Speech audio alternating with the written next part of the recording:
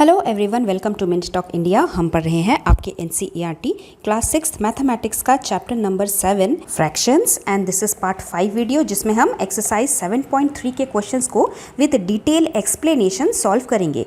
इस चैप्टर के बाकी सभी पार्ट्स के वीडियो लिंक्स आपको इसी वीडियो के नीचे डिस्क्रिप्शन बॉक्स में मिल जाएंगे और you can see the playlist of class 6 mathematics in Mint Talk India channel. But before we start today's class, here is a short introduction about me. Okay, so next we have exercise 7.3 question number 1. Write the fractions and are all these fractions equivalent? सबसे पहले ए वाला, पहले एक circle है, इसके total 2 parts हैं। So out of 2 equal parts only 1 portion is shaded, so 1/2। यहाँ पे टोटल 4 इक्वल पार्ट्स है, so out of 4 equal parts only 2 parts are shaded, so 2/4। Here 1, 2, 3, 4, 5, 6 out of 6 equal parts, 3 parts are shaded, so 3/6। और यहाँ पे 1, 2, 3, 4, 5, 6, 7, 8 out of 8 equal parts, only 4 parts are shaded। क्योंकि ये सभी fractions हमें drawing करके दिखाया गया है, तो यह हमें देख के ही पता चल रहा है कि एक सर्कल के आधे पोर्शन को शेड करके रखा है। So yes, all these fractions are equivalent fractions. लेकिन अगर हमें फ्रैक्शन को लिख के बताना है तो how we will solve this? 2 को अगर हम ऊपर 2 से डिवाइड करेंगे और नीचे भी 2 से डिवाइड करेंगे, what we will get? 2 divided by 2 1, 4 divided by 2 is 2। so actually this is half of the fraction। ये वाला भी numerator and the denominator by 3, what we will get? 3 divided by 3 is 1, 6 divided by 3 is 2। यहाँ पे भी ये half fraction है। और इस लास्ट वाले फिगर में भी अगर इसको हम ऊपर और नीचे 4 से डिवाइड करेंगे, we will get 1/2। so actually all these fractions are half and that is why these are equivalent fractions। Next in figure number B, सबसे पहले हम फ्रैक्शंस फाइंड आउट करते हैं। Out of 1, 2, 3, 4, 5, 6, 7, 8, 9, 10, 11, 12 4 parts are shaded. उसके बाद 1, 2, 3, 4, 5, 6, 7, 8, 9 out of 9 equal parts 1, 2, 3 circles are shaded. After that 1, 2, 3, 4, 5, 6 equal circles, only 2 circles are shaded। यहाँ पे out of 3 equal circles only 1 circle is shaded। and then last वाला 1, 2, 3, 4, 5, 6, 7, 8, 9, 10, 11, 12, 13, 14, 15 out of 15 equal circles 1, 2, 3, 4, 5, 6 circles are shaded। तो ये सभी fractions equivalent है या नहीं, ये पता करने के लिए हमें इन सभी को लोअर टर्म्स में रिड्यूस करना पड़ेगा। तो 1/3 सबसे छोटा है, ये और ज़्यादा रिड्यूस नहीं हो सकता। तो हमें ये देखना है कि बाकी जो फ्रैक्शंस आए हैं क्या वो रिड्यूस होके 1/3 हो सकते हैं, और उसके लिए हम HCF मेथड को फॉलो करेंगे। हम न्यूमरेटर और डिनोमिनेटर दोनों नंबर्स का HCF निकालेंगे और फिर HCF से ऊपर नीचे दोनों जगह हम डिवाइड कर देंगे। सो द फर्स्ट फ्रैक्शन 4/12, 4 and 12 का HCF हमने निकाला, 4 आया। न्यूमरेटर और डिनोमिनेटर दोनों को हम 4 से डिवाइड कर देंगे, तो हमें मिल गया 1/3 और ये 1/3 इसके इक्वल आया। नेक्स्ट फ्रैक्शन 3/9, इसको भी हमने प्राइम फैक्टराइजेशन से पहले फैक्टर्स निकाले और फिर कॉमन फैक्टर में देखा कि HCF 3 आता है। 3/9 न्यूमरेटर डिनोमिनेटर को 3 से डिवाइड किया, तो यहाँ पे भी हमें 1/3 मिल गया, सो विच इज सेम। उसके बाद वाला फ्रैक्शन 2/6 का हमने कॉमन फैक्टर निकाला प्राइम फैक्टराइजेशन से, तो HCF हमें 2 मिला। न्यूमरेटर डिनोमिनेटर को हमने HCF से डिवाइड किया, that is the 2, and here also we have got 1/3 which is as same as 1/3 here. And the last fraction 6/15, इसका भी हमने पहले प्राइम फैक्टराइजेशन निकाला, उसके बाद कॉमन फैक्टर्स हमें सिर्फ 3 मिला, सो HCF इज 3। लेकिन जब हमने न्यूमरेटर डिनोमिनेटर को HCF से डिवाइड किया, हमें मिल गया 2/5 विच इज़ समथिंग अनकॉमन। सभी का लोएस्ट टर्म 1/3 आ रहा था, यहाँ पे आके हमारा डिफरेंट हो गया, that is the 2/5। So we can say all the fractions given here in this question number B are not equivalent। Let us see next question number 2. Write the fractions and pair up the equivalent fractions from each row। तो हमें सबसे पहले वाले रो में जितने भी figures दिए हैं उनके फ्रैक्शंस लिखने हैं, उसके बाद नीचे वाले रो में जितने फिगर्स दिए हैं उनके फ्रैक्शंस लिखने हैं, और फिर हमें मैच करना है कि सपोज A के साथ कौन सा वाला जाके मैच करता है। So the first figure, out of 2 parts only 1 part is shaded, so this is half. Second वाला 1, 2, 3, 4, 5, 6 out of 6 equal parts 1, 2, 3, 4 parts are shaded. Third figure में out of total 9 equal parts 1, 2, 3 parts are shaded. Figure number D में total 8 parts हैं, जिसमें 1 and 2 parts shaded हैं। Figure ई में total 4 parts हैं और उसमें से 1 2 3 पार्ट्स शेडेड हैं। In the second row the figure what you can see square के अंदर आधे पोर्शन में शेडिंग किया गया है। So this we will take as 1 part, this we will to as second part. So total parts 1 2 3 4 5 6 7 8 9 10 11 12 13 14 15 16 17 18 total 18 equal parts और उसमें से 1 2 3 4 5 6 पार्ट्स शेडेड हैं। फिगर नंबर 2 में out of total 8 equal parts 4 parts shaded हैं। Figure number 3 में out of 16 equal parts 12 parts shaded हैं। Figure number 4 में भी out of 12 equal parts 8 parts shaded हैं। And in this last figure out of 16 equal parts 4 parts shaded हैं। इसे आप slowly count करके देख सकते हैं। Now we have to do match the following. उसके लिए हमें इन सभी फ्रैक्शंस को लोअर टर्म्स में रिड्यूस करके देखना है। पहला मेथड तो हमने ऑलरेडी किया, HCF मेथड। इस क्वेश्चन में हम दूसरा वाला मेथड ट्राई करते हैं। तो जैसे फॉर एग्जांपल मैं ये वाला सबसे पहले लेती हूँ, छोटा लग रहा है। 4 and 8 ये दोनों नंबर्स 4 के टेबल में आते हैं। So we can cancel out with the common factor 4, that is 4 1 ज़ा 4 4 2 ज़ा 8। तो ये 1/2 जो है it is the reduced form of this fraction. और ये 1/2 किसके साथ मैच कर रहा है? इस वाले के साथ। तो A के साथ मैचिंग करेगा ये सेकेंड वाला। उसी तरीके से 6/18 को भी हम रिड्यूस करते हैं। 6 की टेबल में ही 18 आता है, दैट इज 6 1 ज़ा 6 6 3 ज़ा 18। So our reduced fraction is 1/3। और यहाँ पे ऊपर में भी मुझे ये वाला फ्रैक्शन नज़र आ रहा है, 3 1 ज़ा 3 एंड 3 3 ज़ा 9, दैट इज़ 1/3 हियर ऑल्सो। तो C वाला जो फिगर है वो मैच कर रहा है हमारे फर्स्ट फिगर के साथ। फर्स्ट रो के B वाले फिगर के फ्रैक्शन को हम रिड्यूस करते हैं। 2 and 4 ये दोनों इवन नंबर हैं, तो 2 के टेबल में ही जाएगा, दैट इज़ 2 2 ज़ा 4 2 3 ज़ा 6। So 2/3 is our reduced fraction simplest form में।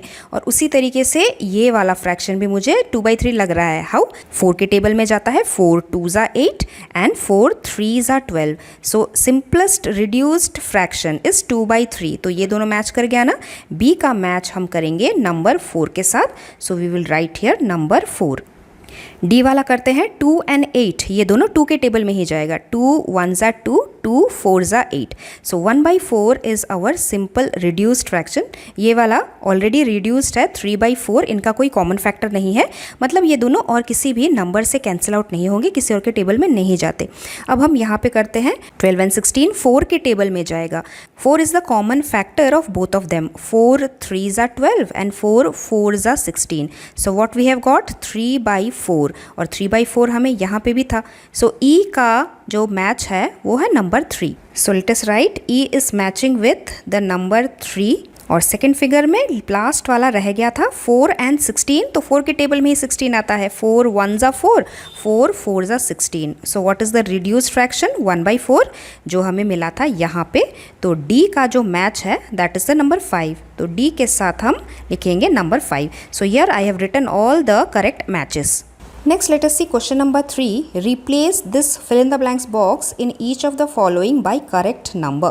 तो हमें यहाँ पे दो फ्रैक्शंस दिए हुए हैं and we take it as कि 2/7 एंड 8/this blank ये दोनों फ्रैक्शंस इक्विवेलेंट फ्रैक्शंस है।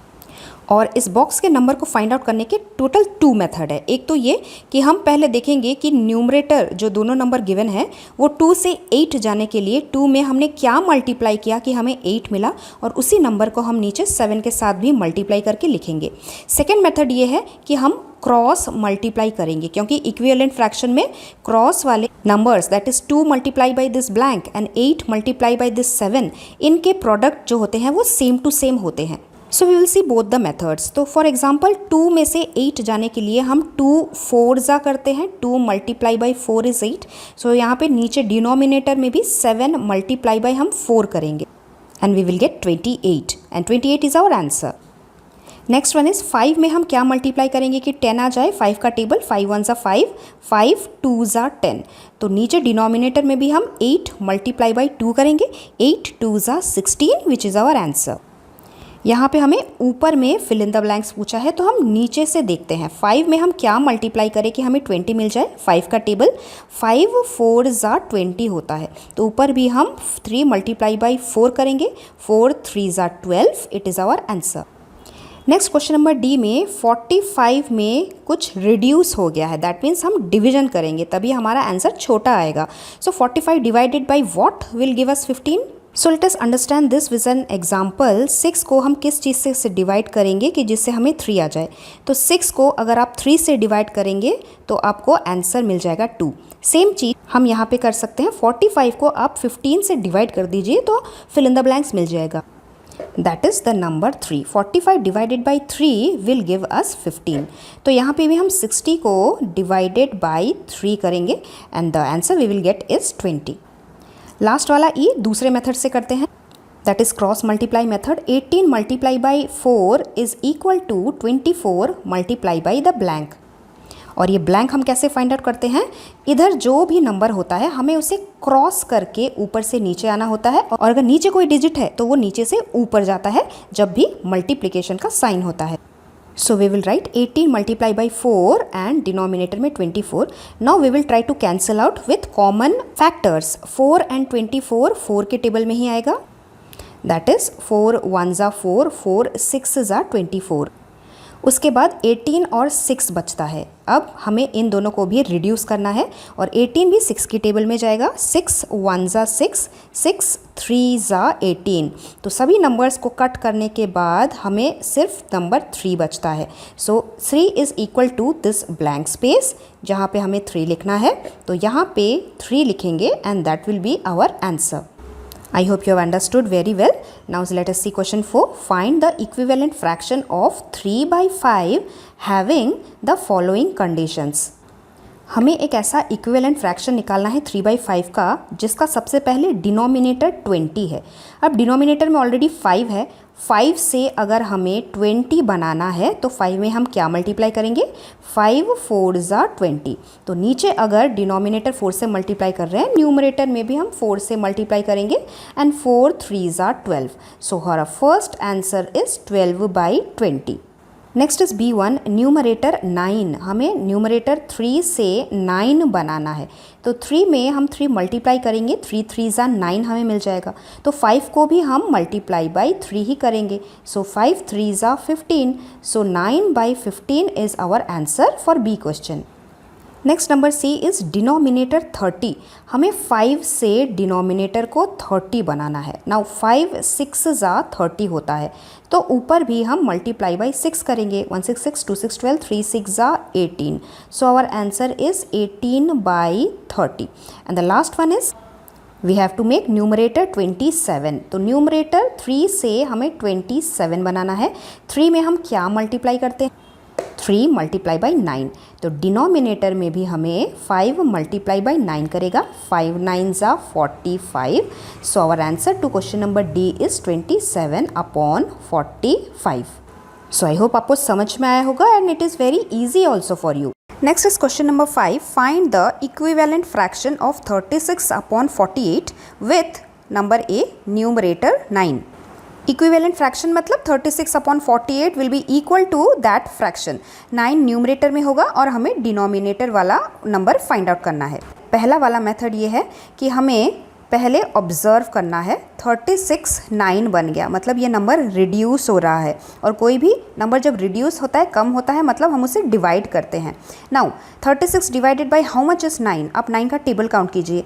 9 1 ज़ा 9, 9 2 ज़ा 18, 9 3 ज़ा 27, 9 4 ज़ा 36। दैट मीन्स 36 को हम 4 से डिवाइड करेंगे तो हमारे पास 9 आ जाएगा। सेम चीज़ हम डिनोमिनेटर में भी करेंगे। 48 डिवाइडेड बाई 4। रफ कॉलम में ये डिवीजन करने के बाद we will get the answer 12।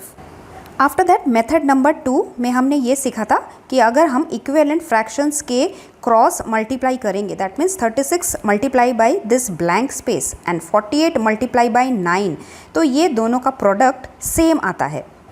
Like that also we can find out this blank space, that is the required number will be equal to 48 multiply by 9, और ये जो 30 है ये ऊपर से नीचे आ जाता है जब भी हम इक्वल टू के लेफ्ट साइड से राइट साइड कोई भी चीज़ लेके जाते हैं।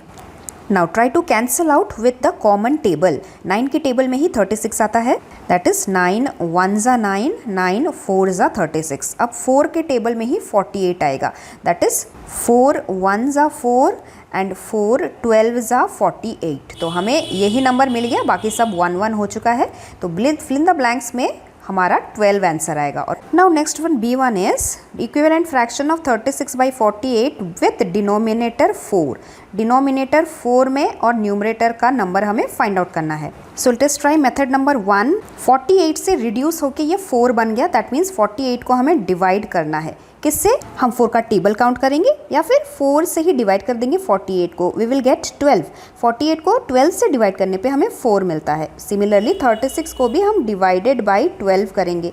12 का टेबल काउंट करते हैं, 12 1 ज़ा 12, 12 2 ज़ा 24, 12 3 ज़ा 36। तो हमारे फिल इन द ब्लैंक्स में 3 आएगा। Now let us try method number 2।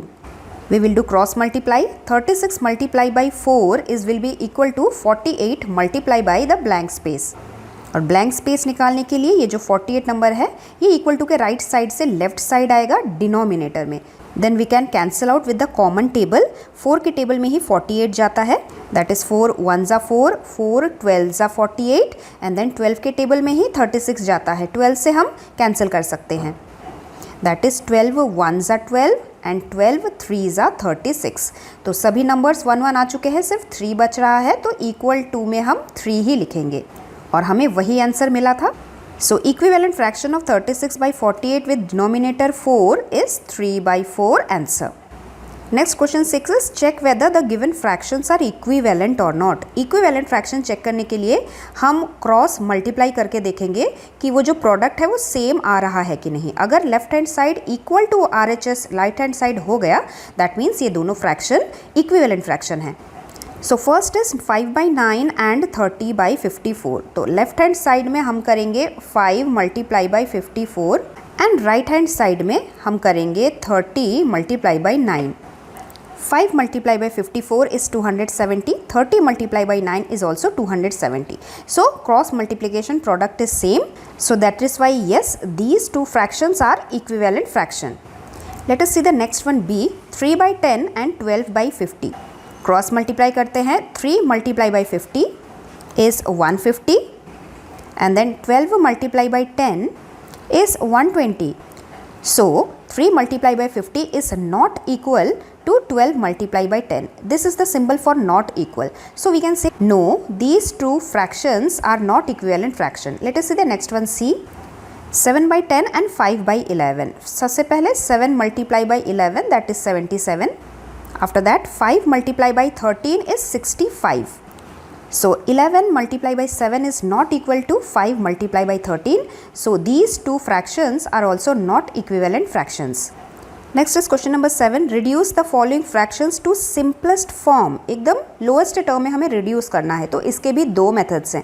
सबसे पहला मेथड, हम न्यूमरेटर और डिनोमिनेटर को कॉमन नंबर से कैंसिल आउट करने की कोशिश करेंगे, that is by the common factors. 48 and 60 ये दोनों इवन नंबर है, इसीलिए हम 2 से कैंसिल आउट करते हैं. 2 24 ज़ा 48 एंड 2 30 ज़ा 60. उसके बाद 2 12 ज़ा 24, 2 15 ज़ा 30.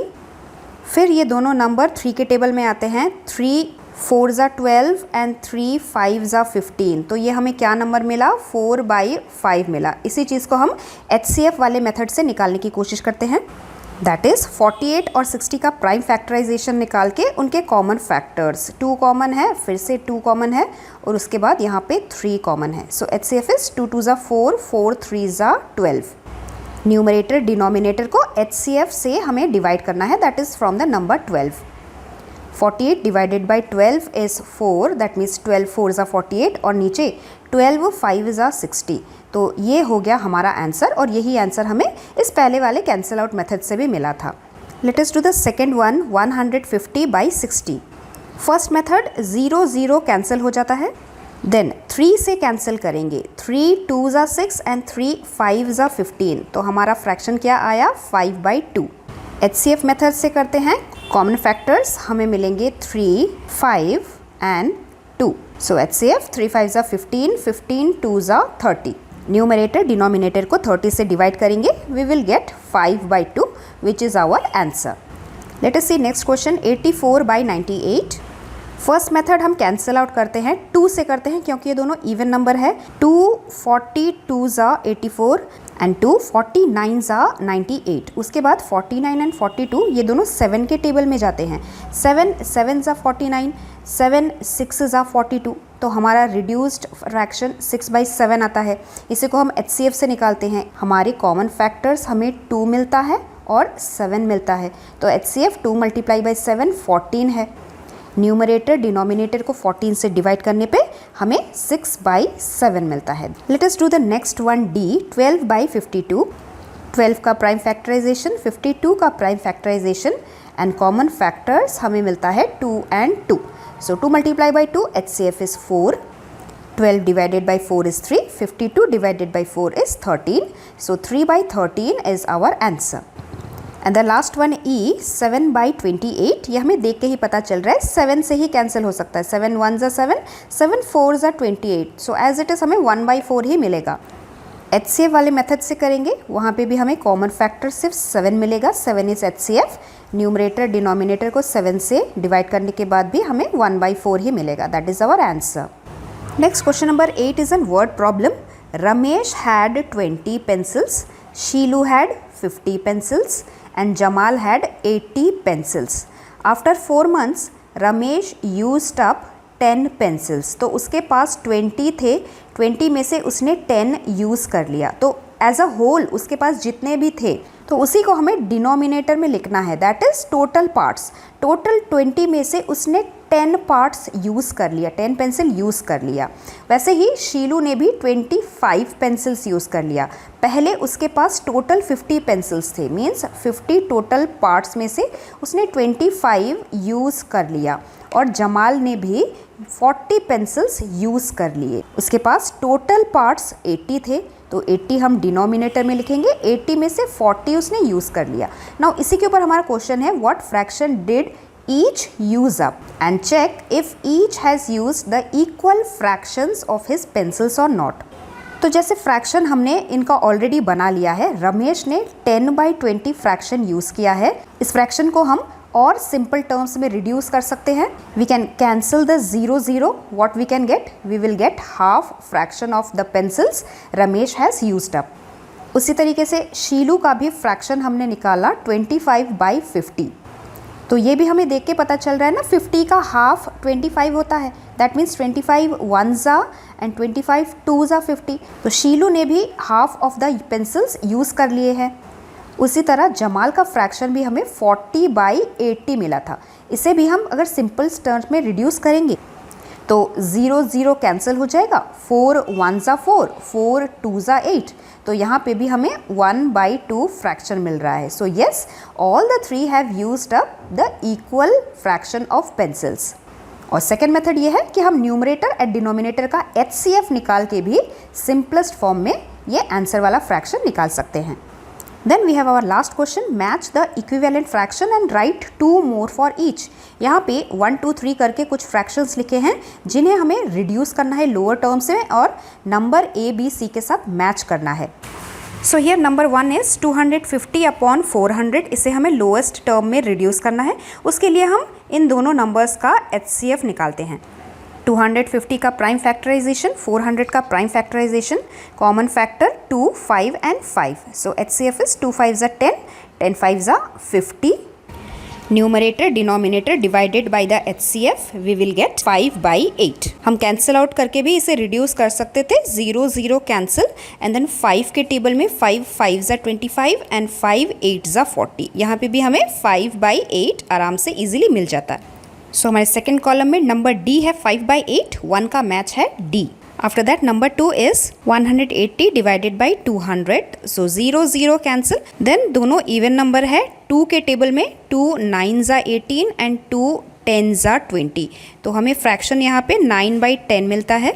सेकेंड कॉलम में नंबर E है 9/10। So our correct match of 2 is number E। Then we have number 3 660 divided by 990। 0 0 सबसे पहले कैंसिल, उसके बाद 66 99। 11 के टेबल में ये दोनों नंबर कैंसिल होंगे।